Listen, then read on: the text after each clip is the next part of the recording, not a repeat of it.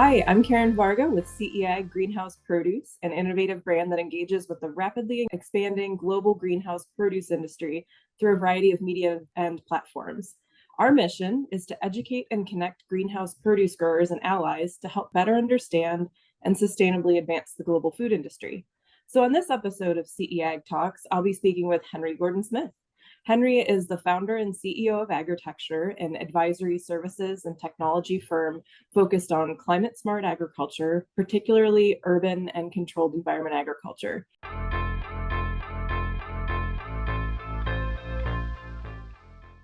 What advice would you have if they're either outdoor growers or maybe they're completely new to horticulture and agriculture and they're considering diving in?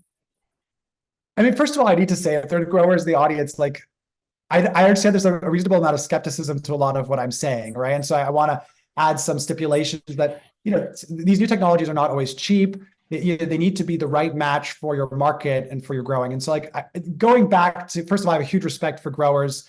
I had the privilege to work on a couple of greenhouses and learn that reality. And it is hard, whether it's automated or not, it's just hard work. So, we need more growers. We need to strengthen the growers, and I'm certainly grateful for them. So that's my little moment there. But I think, at Agritecture, we try to encourage the same message when planning any new farm.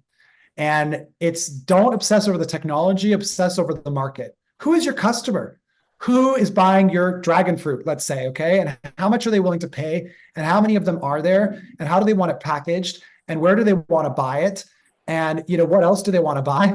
And really obsess over the market because, no matter what kind of grow you are, new or otherwise, if you don't have connection to that customer and a clear understanding of it, you're always going to get the smallest benefit of the sale. You're going to be selling to a distributor, you're going to be selling wholesale. You're just basically subject to that. And that's okay in some sense. You're just growing and you're just doing your thing, but you're going to get bigger value if you're closer to the customer, more connected to them, and more targeted towards their needs.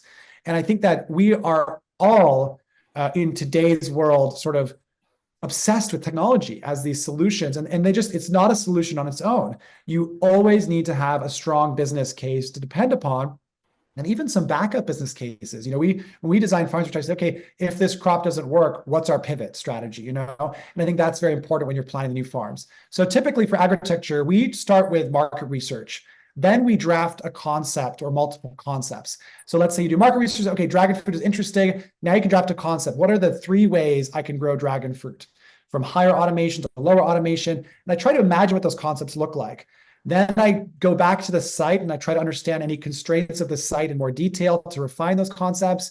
Then I design the farm in entirety. I talk to suppliers. I try to do the layouts. I try to really think about it. I use that design to calculate the economic model for the business. And then I try to think about related risks and develop that information to a business plan. That's it. That's Agritecture's feasibility study methodology given to you. And growers can go through that step-by-step process with us on a consulting basis. They can attempt it on their own, or we actually have a software product, which I'll just plug temporarily here, momentarily here, which is called Agritecture Designer. And you can actually do your market research, and you can plan your farm business, and then you can connect with suppliers that can build it. A great tool for greenhouse growers or vertical farming growers. So that's really the methodology we recommend people stick to. But again, you can't obsess enough over the market. In the end, you don't really have a technology problem in CEA. Yes, you might have some issues here or there, but the technology works. You have options. What you have is 2 problems: market/sales and operations. Those are going to be your 2 hardest parts of the business. So try to think about those as much as in advance and try to prepare yourself for what those realities look like. That's awesome. Well, I know for one, I'm very excited about the future of the greenhouse produce industry. And I really appreciate you sharing your expertise and your insights into it, Henry. So thanks for being on CEAg Talks today. Yeah, it's my pleasure. I just love your content. Keep it up. And I'll be watching for more information on this exciting future of agriculture that we need. We have to adapt to climate change. And greenhouses stand to be the go-to way to produce a lot of fresh fruit and vegetables locally in a lower carbon way. So I love it. I'm long on greenhouses. Let's go.